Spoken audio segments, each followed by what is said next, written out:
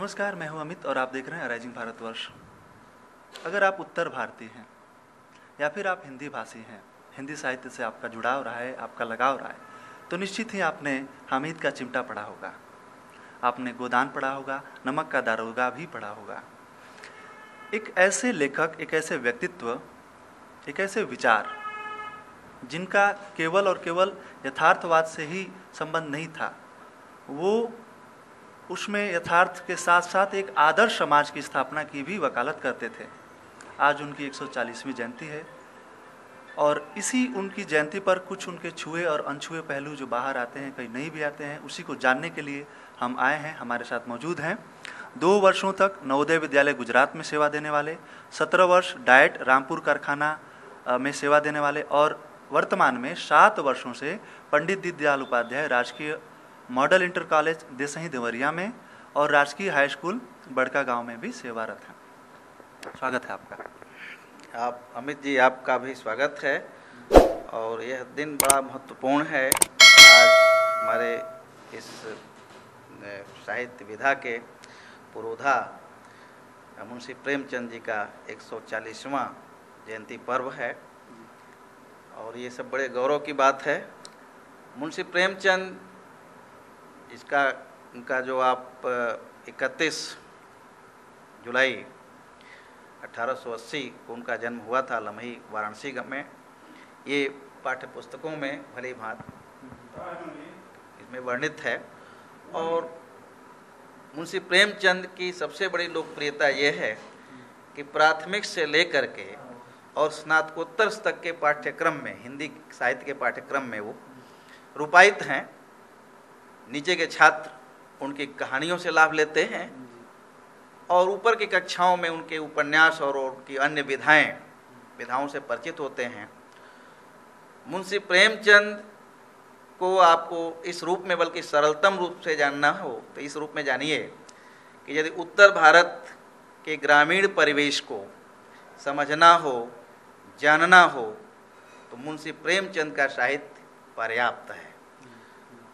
यदि कोई व्यक्ति हिंदुस्तान नहीं आया है, नहीं जानता है, किंतु मुंशी प्रेमचंद के कथा और उपन्यासों को यदि वो पढ़ लेता है तो समझ लीजिए कि उत्तर भारत के और खास करके ग्रामीण जीवन समाज को वो बखूबी समझ सकता है, जान सकता है पूरी शिद्दत के साथ।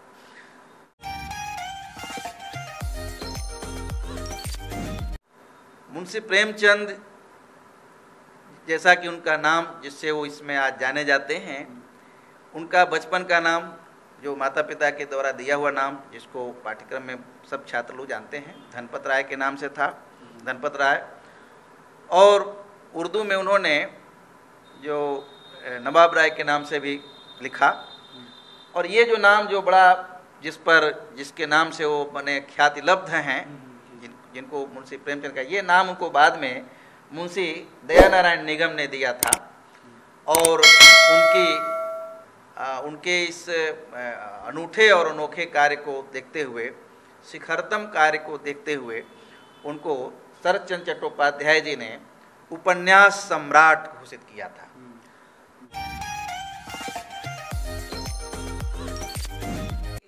उनका जो कथा चाहे उपन्यास की लोकप्रियता का कारण यह है कि पाठक उनके साहित्य में मौजूद है, पढ़ने वाला व्यक्ति उसमें शामिल है किसी भी रूप में। यदि वह ग्रामीण वर्ग का है तो भी, और यदि शहरी वर्ग का है तो उसके भी। ग्रामीण और शहरी जीवन के, नागरिक जीवन के पात्र अपने अपने रोल के साथ, अपने अपने माने कथानक के साथ उसमें वर्तमान है।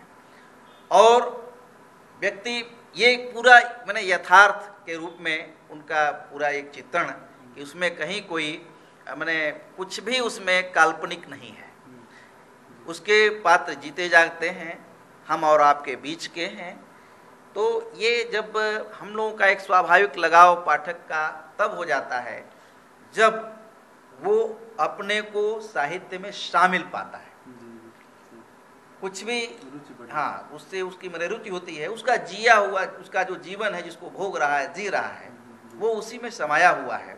जैसे मैं ये जानना चाहता हूँ कि क्या मुंशी प्रेमचंद जी का योगदान साहित्य के ही क्षेत्र में हुआ या और भी कई क्षेत्र हैं जो उन्होंने अपनी रचनाओं में उकेरे हैं, दिखाए? देखिए, मुंशी प्रेमचंद जी का जो साहित्यिक क्षेत्र, साहित्य की बहुत से विधाओं को जो सबसे महत्वपूर्ण मानी जाती हैं और जिनको बड़ी लोकप्रियता के साथ ग्रहण किया जाता है, उन सब में उनकी दक्षता रही।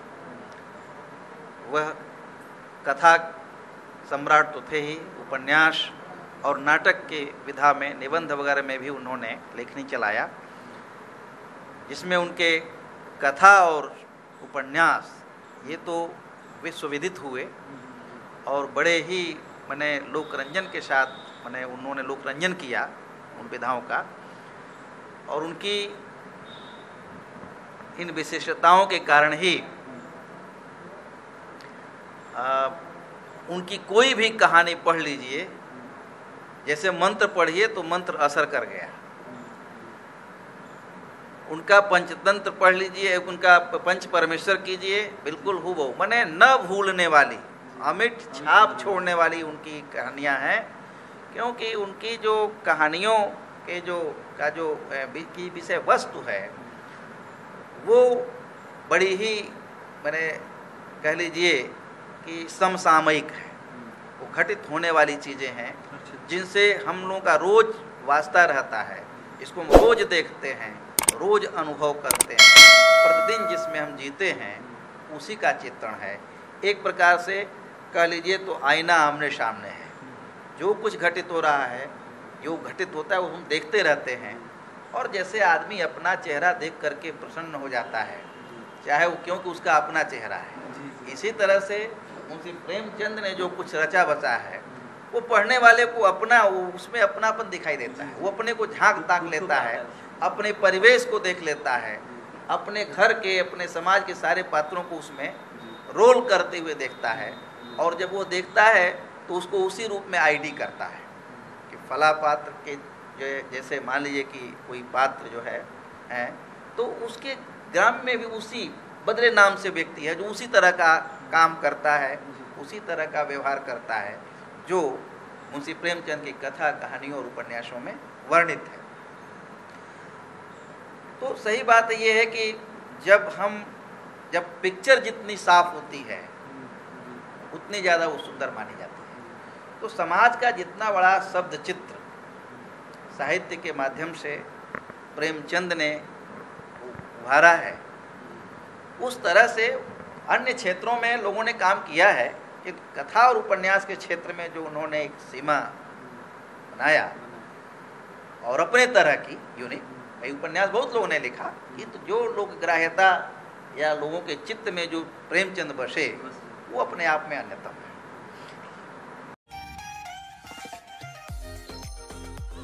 जैसे पंचतंत्र की कहानियाँ बड़े चाव से सुनी जाती हैं और वो भी उसमें नीति, व्यवहार, ज्ञान सब कुछ भरा हुआ है।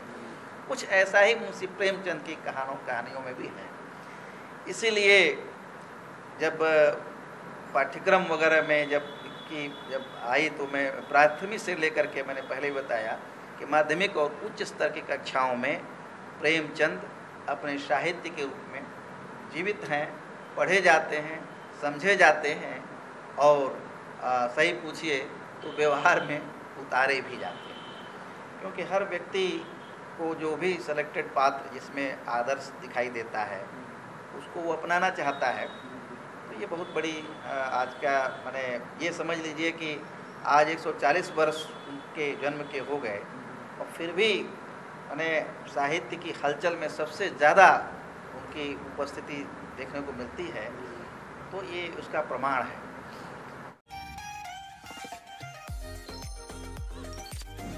मुंशी प्रेमचंद की कहानियाँ और उनके उपन्यास और उनके कथन पढ़े लिखे साहित्यिक समाज में उद्धृत किए जाते हैं और ये किसी साहित्यकार के लिए बहुत बड़ी बात है। देखिए, जब हम कक्षाओं में या ज्ञान चर्चा में जब भी कोई संदर्भ उभरता हो और समकालीन या तत्कालीन जो भी साहित्यकार उनके लाइनें जब कोट होती हैं, उनके संदर्भ प्रसंग जब उद्धृत किए जाते हैं, तो सही पूछिए तो यही उनके उनके जो मैंने रचना का जो है सही पूछे तो वो प्राण तत्व है, ऑक्सीजन है, वो प्राण वायु है जो संवत जो इसका जो मैंने संवहन करती है। जैसा कि देखा जा रहा है, हम लोग भी इस एक फेज आता है उससे गुजरे हैं शिक्षा के। तो मैं जब छोटा था उस समय और इस समय हम देखते हैं छोटे बच्चों को, तो उनमें बहुत सारा बदलाव आ गया। संस्कारों की कमी कह लीजिए, या फिर बोलने का ढंग बदल गया उनका, बुराइयां ज़्यादा आ गई हैं। तो प्रेमचंद जी की जो रचना है, या प्रेमचंद जी को स्कूली शिक्षा में आप कितना ज़रूरी मानते हैं कि उनसे शिक्षा लेनी चाहिए, उनको ज़रूरी है पढ़ाना, क्यों? देखिए, आपका प्रश्न बड़ा समसामयिक और समीचीन है। इसके मैं एक संदर्भ में आपको जोड़ना चाहता हूँ। वर्तमान में लॉकडाउन के चलते कक्षाओं का संचालन प्रॉपर रूप में नहीं हो रहा है, बच्चे स्कूलों में नहीं पढ़ाए जा रहे हैं, ऑनलाइन कक्षाएं संचालित हो रही हैं। तो यहाँ एक बात, हम शिक्षा विभाग से जुड़े हुए हैं और एक कार्यक्रम चल रहा है कि जो डिस्टेंस एजुकेशन के द्वारा जो है ऑनलाइन कक्षाओं को चलाया जाए। तो उसमें ये हुआ कि जो भी कुछ पढ़ाया जाए उसका शेप क्या हो, किस रूप में ढाला जाए। तो अभी हमारे शिक्षा विभाग में इधर से जो कार्यक्रम आ रहा है माध्यमिक के लिए, प्राथमिक के लिए, तो वहाँ ये बात अध्यापकों से अपील की जा रही है कि क्या कोई भी विधा किसी अन्य विषय की भी, इवन विज्ञान की भी, गणित की भी, इन विधाओं को कहानी के माध्यम से लाया जा सकता है कि नहीं। और यदि इस विधा पर आप ला के करते हैं तो एक यूनिक प्रयास होगा, क्योंकि यह मनोवैज्ञानिक है कि बच्चों का जो शिक्षण है वो माँ की गोदी से शुरू होता है, दादा दादी की गोदी से शुरू होता है और कहानी के शेप से शुरू होता है। आपके यहाँ जो सीखने की सबसे सशक्त विधा कहानी मानी जाती है, पंचतंत्र उसका सबसे बड़ा वो है। उस पंचतंत्र और हितोपदेश, तो ठीक इसी रूप में मुंशी प्रेमचंद का जो साहित्य है और ख़ास करके कहानियाँ हैं, वो बच्चों के लिए बड़ी उपयोगी हैं। आप जानते हैं कि आप उसमें लोकतांत्रिक मूल्य, नीति नैतिकता, सामाजिक व्यवहार, जितना कुछ, और जो कह लीजिए कि एक नवीन परिवर्तन, जिसे आप आधुनिकता कह लीजिए, सब कुछ उसमें मिल जाएगा और बड़े सहज रूप से। सबसे बड़ी बात है कि प्रेमचंद का जो साहित्य है वो कहीं बोझिल नहीं है। अध्यापक पढ़ा दे तो अच्छी बात है, न पढ़ाए तो विद्यार्थी स्वतः भी पढ़ और समझ सकता है, इतना सरल है। मुंशी प्रेमचंद मैंने कह लीजिए कि कुछ ऐसे लेखकों, रचनाकारों, उपन्यासकारों, कथाकारों में हैं जिनको समझने के लिए किसी बहुत अच्छी बात है कोई विशेषज्ञ उसको समझाए, अच्छी बात है कि उसको भाषा और के द्वारा उसको उसको भाषा वृद्धि और संवर्धन, साहित्य संवर्धन के व्यू से पढ़ाया जाए।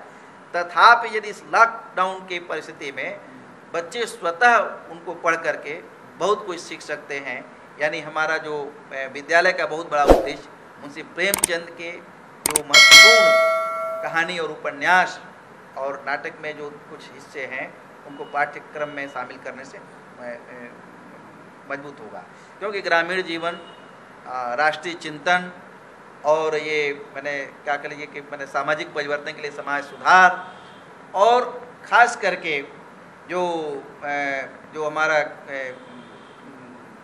ग्रामीण भारत है, जिसमें एक सही पूछिए तो भारत का मतलब ग्रामीण, 70% जो आबादी है वो गाँव में रहती है, ग्रामीण है। और जब ग्रामीण है, निश्चित रूप से पढ़ने वाले बच्चे भी गांव के हैं। तो ऐसे में सरल रूप से ज्ञान को जैसे अभी नई शिक्षा नीति में भी आया है कि ज्ञान बोझ में न बदले, ज्ञान बिल्कुल सरसता के साथ ग्रहण हो, तो उसमें ये सबसे लोकप्रिय और ग्राह्य लेखकों में मुंशी प्रेमचंद का रोल रहेगा।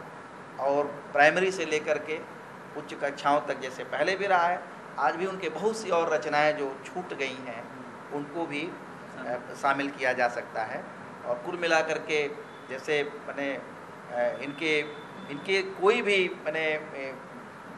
पुस्तक को उठा लीजिए, वह एक प्रकार से ज्ञान के बहुत बड़े भाग को कंप्लीट करने में सक्षम है, दृष्टिकोण देने में सक्षम है, बच्चों के अंदर चिंतन देने में सक्षम है, बच्चों में एक प्रकार से कह लीजिए कि एक जो कहते हैं कि सीखने के बाद जो अपेक्षित परिवर्तन है उसको लाने में मुंशी प्रेमचंद की कहानियाँ सक्षम हैं।